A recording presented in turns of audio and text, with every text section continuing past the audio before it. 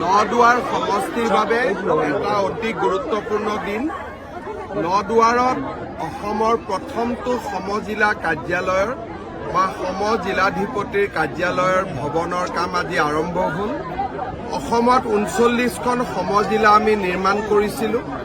তাৰ প্ৰথম পদক্ষেপ হিচাপে আমি নদুৱাৰত 20 কোটি টকা ব্যয়েৰে এই কাৰ্যালয়টো নিৰ্মাণৰ কাম হাতত লৈছোঁ। সমজিলাসমূহৰ নিৰ্মাণে ইতিমধ্যে অসমৰ ৰাইজক প্ৰশাসনীয় দিশত বহুখিনি সহায় কৰিছে। মই ভাবোঁ নদুৱাৰৰ এই কাৰ্যালয়টোৰ জৰিয়তে নদুৱাৰ সমষ্টিৰ ৰাইজ যথেষ্ট উপকৃত হ'ব।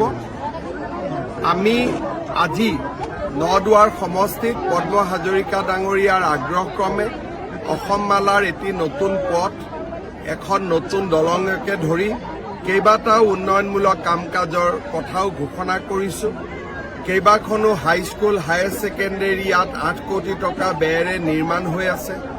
ষ্টেডিয়ামৰ কাম হৈ আছে। মই ভাবোঁ যে নদুৱাৰ সমষ্টি অসমৰ ভিতৰতে এটা বিকশিত সমষ্টি হিচাপে আত্মপ্ৰকাশ কৰিব।